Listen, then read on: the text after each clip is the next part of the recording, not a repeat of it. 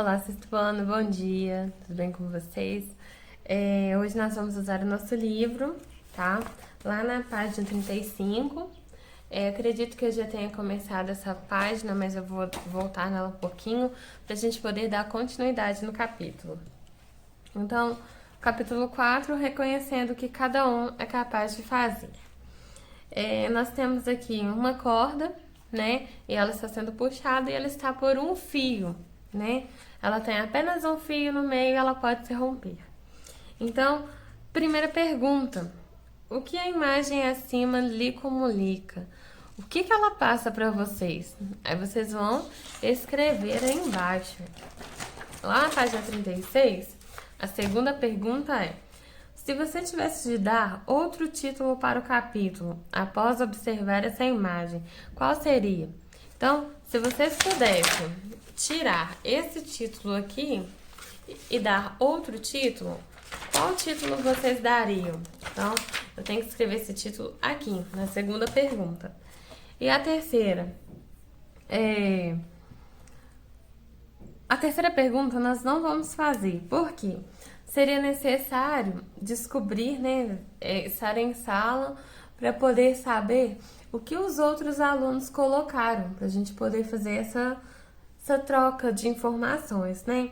Então, como nós não estamos em sala, nós não vamos conseguir fazer a número 3. Então, a primeira coisa, vocês vão responder a pergunta 1 e 2, e a 3 por enquanto vai deixar, tá? Na imagem embaixo, o que cada um é capaz de fazer? Essa é uma interrogação muito produtiva.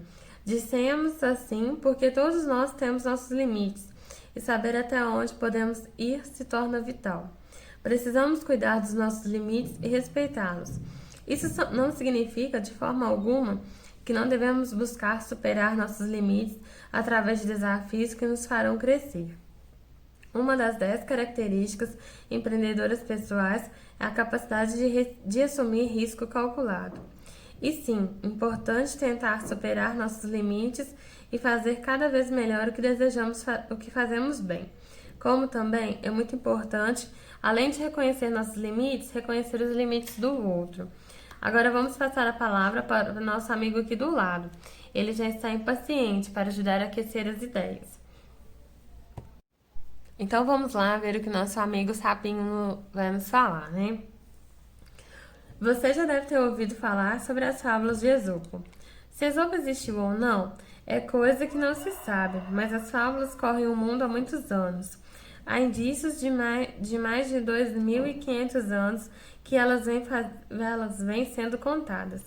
Embora seus personagens sejam, na maioria das vezes, animais, quase sempre esses animais apresentam um comportamento humano, satirizando os defeitos dos homens e revelando verdades universais sobre sua natureza.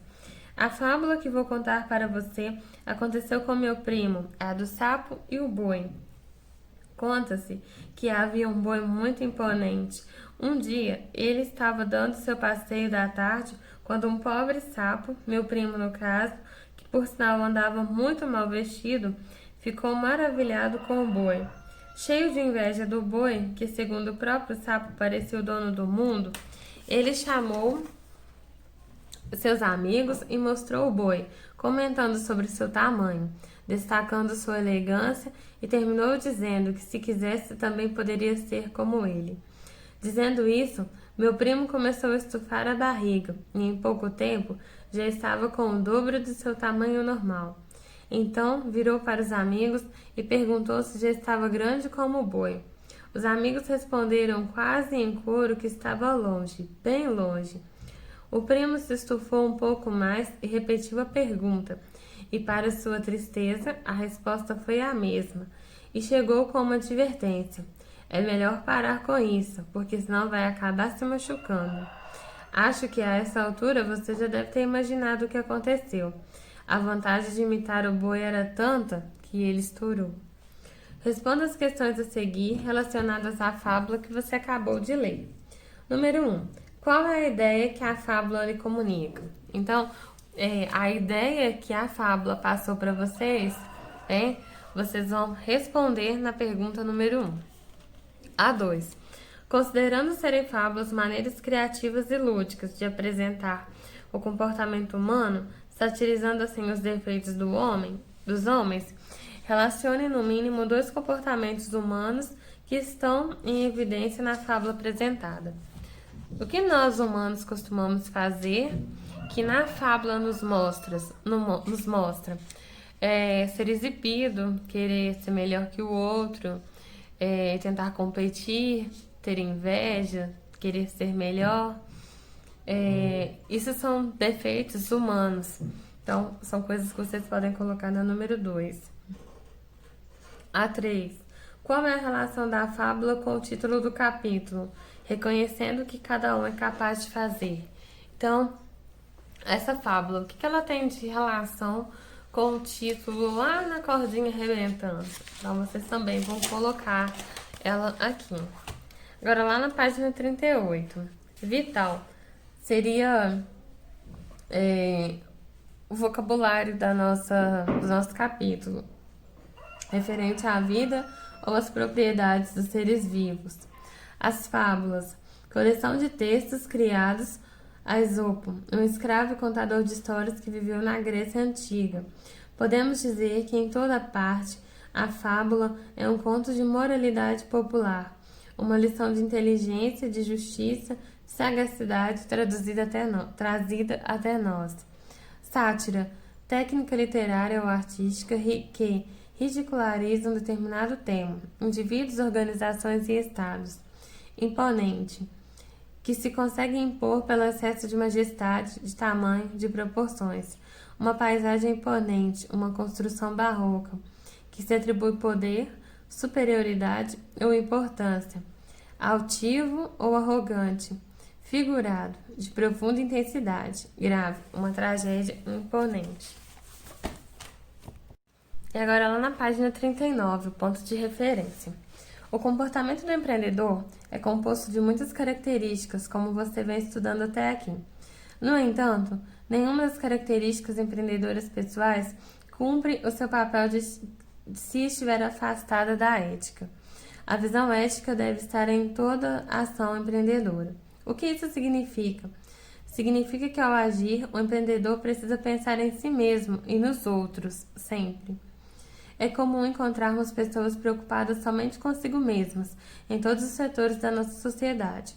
É como se morassem num outro planeta, e pior, nem sempre são dispostas a promover uma radical mudança na maneira de ver o mundo. O que também chama atenção é que elas agem dessa maneira no trabalho, nas empresas. Ainda há pouco falamos da empresa familiar. Imagina alguém que só enxerga a si mesmo numa empresa familiar. Pessoas com esse comportamento carregam a ideia de sempre defender a sua fatia do bolo e não estão nem um pouco preocupadas com os meios que vão usar. Levar vantagem em tudo, a qualquer custo, é um comportamento nada empreendedor e nada ético. Se o empreendedorismo trata de geração de riqueza humana e material, ou seja, trata do desenvolvimento das pessoas e da sua capacidade de ganhar dinheiro, não basta saber ganhar dinheiro para merecer o título de empreendedor e cidadão digno. É preciso ter atitude e valores éticos. Isso significa estar atento ao entorno, ao futuro da sociedade e aos problemas, e essa atenção deve ser a mesma quando o empreendimento acontece dentro da própria família. É relevante destacar que produzir e empreender perdem seu valor quando as consequências do empreendimento geram problemas graves para o ecossistema e para a sociedade. Empreendedorismo e ética devem caminhar juntos. Nem sempre o caminho mais curto é o melhor. Alguns atalhos podem trazer sérios problemas. Ter visão ética significa, acima de tudo, o exercício de olhar o mundo com espírito humanitário, capaz de reconhecer a dimensão do outro. A visão ética nos aponta para a necessidade de pensar com maturidade em nossas escolhas. O empreendedor procura não descuidar do controle sobre suas vontades. É capaz de avaliar e encontrar o curso adequado para atingir metas. Você pode observar isso em sua vida escolar. Afinal de contas, esse é o seu trabalho, estudar. Procure enxergar em que situações a ética está presente no seu dia a dia na escola. A visão ética é como uma bússola. Ela nos guia pelos melhores caminhos, orientando nossas escolhas com sabedoria. Não podemos e nem devemos ficar indiferentes ao outro. O comportamento empreendedor leva tudo isso em conta, quando sonha e busca a realização do seu sonho. A visão é clara, assim como a ética no caminho a ser percorrido. Agora que você leu o texto acima, queremos que você releia e encontre o máximo de características do empreendedor ético. Segundo o texto, empreendedorismo e ética devem caminhar juntos e nem sempre o caminho mais curto é o melhor, pois alguns atalhos podem trazer sérios problemas. Apresente, primeiramente, sua ideia sobre isso e depois pense em uma situação em que o atalho traz problemas. Então, primeira coisa, vocês vão reler o texto. Depois, vocês vão comentar essa frase. Alguns atalhos podem trazer sérios problemas. Nem sempre o caminho mais curto é o melhor. E depois, por que o atalho às vezes nos traz problemas? Então, nesse ponto de referência, vocês terão 3 atividades a serem feitas, tá? E na página 40, nós vamos citar as características do comportamento do empreendedor. Vocês terão até o final da tarde de hoje para poder terminar essas atividades. Elas serão avaliadas em 1 ponto. Vocês vão postar as fotos na plataforma e quem não conseguir postar lá pode mandar no meu privado, beleza? Qualquer dúvida, estou à disposição, é só chamar. Tchau, tchau, meninas!